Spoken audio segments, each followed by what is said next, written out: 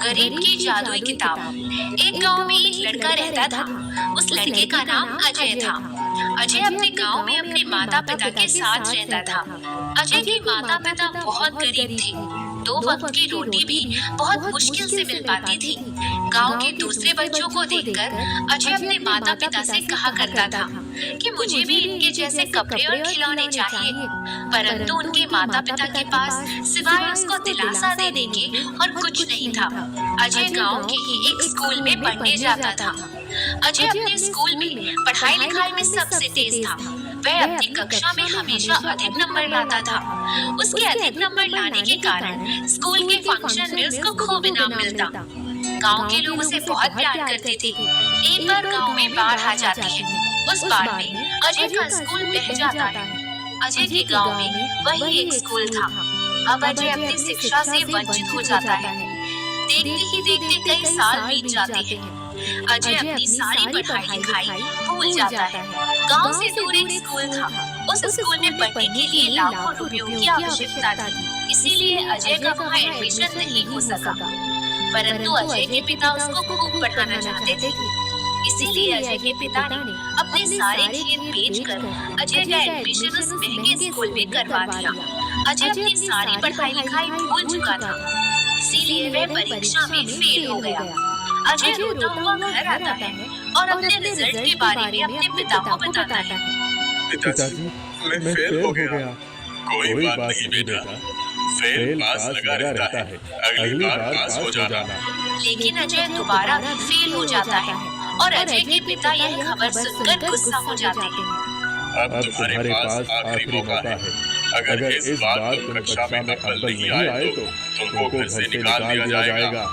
पापा, अगर आप लोग मुझे घर से निकाल देंगे तो मैं कहाँ जाऊँगा? तुमको जहाँ भी जाना है चले जाना, मगर लौट कर वापस घर नहीं आना। अजय के दोबारा फेल होने की खबर पूरे गांव में फैल जाती है और गांव के बूढ़े बच्चे सभी अजय का खूब मजाक उड़ाते हैं, खूब ताना देते हैं। वे अजय को फेलियर कहकर चिढ़ाते हैं। अजय का इन बातों से बहुत दिल दुखता है और वह रोता हुआ वहाँ से चला जाता है। अजय इस बार खूब मेहनत करता है और खूब मन लगाकर पढ़ाई करता है, मगर वह तीसरी बार भी फेल हो जाता है। अजय ने सोचा कि अगर वह घर जाएगा तो सारे लोग उसका मजाक उड़ाएंगे और उसको घर पर बहुत मार पड़ेगी। मारने पीटने के बाद उसको घर से निकाल दिया जाएगा। यह सब सोचकर अजय घर नहीं जाता, बल्कि कहीं और चला जाता है।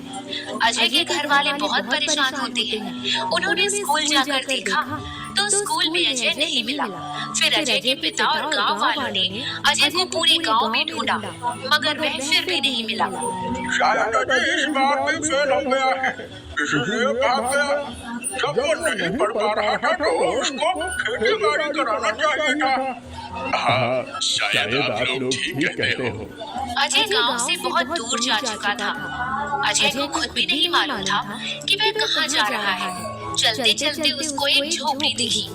अजय उस झोपड़ी के करीब गया और दरवाजा खटखटाया। अंदर से एक अजीब व गरीब व्यक्ति निकला और अजय को घर के अंदर बुलाया। अजय ने उस व्यक्ति को सारी बातें बताई। उस व्यक्ति ने अजय को कुछ बिस्किट दिए और बिस्किट खाकर वह सो गया। जब वह सुबह उस व्यक्ति के घर से जाने लगा तो उसने अजय को एक जादुई किताब दी और कहा, यह किताब तुम्हारी मदद करेगी। अजय ने किताब लिया और उस व्यक्ति को धन्यवाद देकर चला गया। अजय ने सोचा अपने घर लौटकर कभी नहीं जाऊंगा, मगर वह अपने गांव वालों को कुछ बनकर दिखाना चाहता था, इसीलिए वह चलते चलते शहर आ गया। अजय को शहर में एक स्कूल दिखाई पड़ा। अजय स्कूल के अंदर गया और वहाँ के टीचर से कहा, मुझे इस स्कूल में एडमिशन चाहिए। अपना रिजल्ट दिखाओ। अजय रिजल्ट दिखाता है। रिजल्ट देखकर वहाँ के टीचर ने अजय से कहा, तुम्हारा रिजल्ट तो बहुत खराब है, तुमको यहाँ कैसे एडमिशन दिया जाए? सर, मैं खूब मन लगाकर पढ़ूंगा। आप एक बार मुझे एडमिशन दे दीजिए। अजय की यह बात सुनकर टीचर ने कहा, ठीक है, कल हम तुम्हारा टेस्ट लेंगे। अगर तुमने टेस्ट पास किया तो तुमको एडमिशन दे दिया जाएगा, वरना तुमको यहाँ एडमिशन नहीं मिल सकता। फिर अजय वहाँ से चला गया और फुटपाथ पर जाकर बैठ गया। वह सोचने लगा कि मुझे बहुत अधिक पढ़ना लिखना तो नहीं आता, आखिर मैं टेस्ट कैसे पास करूंगा। फिर उसने सोचा क्यों न कुछ पढ़ ही लिया जाए। उसने अपने बैग में हाथ डाला और एक किताब निकाली। उसके हाथ में वही किताब आई जो उस व्यक्ति ने उसको दिया था। अजय ने वह किताब खोली तो उस किताब से एक आवाज आई, अजय मैं तुम्हारे बारे में सब जानती हूँ। यह देखकर अजय हैरान रह गया कि किताब से आवाज कैसे आ रही है। अजय ने किताब से पूछा, तुम कौन हो? मैं एक जादुई किताब हूँ। तुम मुझे कैसे जानती हो? जिसने तुमको ये किताब दिया है वो मेरे मालिक है और मेरे मालिक ने मुझे तुम्हारे बारे में सब कुछ बता दिया है। तुम मेरे लिए क्या कर सकती हो? मुझसे तुम जो सवाल पूछोगे मैं उसका उत्तर तुम्हें बता दूंगी। ए जादुई किताब, मुझे बताओ कि कल टेस्ट में क्या क्या पूछा जाएगा? किताब ने अजय को वो सब बता दिया जो टेस्ट में अजय से पूछा जाने वाला था। तो अजय रात भर वही याद करता रहा। बहुत मेहनत और परिश्रम के बाद अजय ने वो सब याद कर लिया और टेस्ट देकर पास हो गया। इस तरह अजय को उस स्कूल में एडमिशन मिल गया।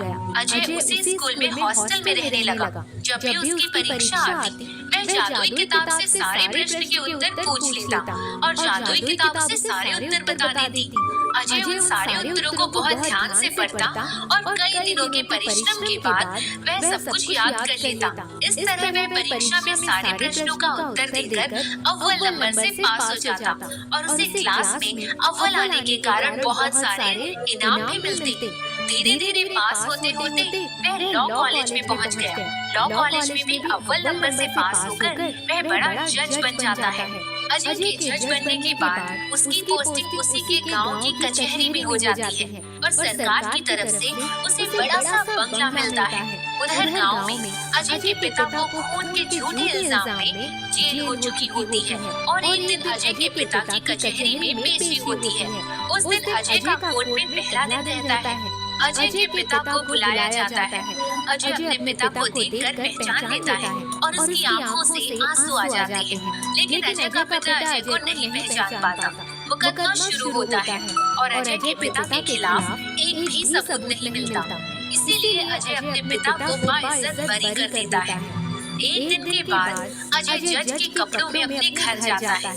अजय के पिता और सारे गांव वाले उसको देखकर खड़े हो जाते हैं, परंतु कोई भी अजय को पहचान नहीं पाता। जज साहब, आप यहाँ क्यों आ गए? मुझे बुलवा लेते। आप लोगों ने मुझे नहीं पहचाना? अजय के पिता और गांव वाले कहते हैं, नहीं, आप कौन हैं? फिर अजय सबको अपनी कहानी सुनाता है।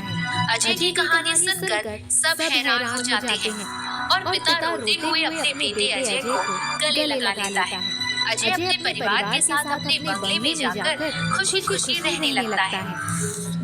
जादुई साबुन राम और सुधा अब बूढ़े हो चले थे।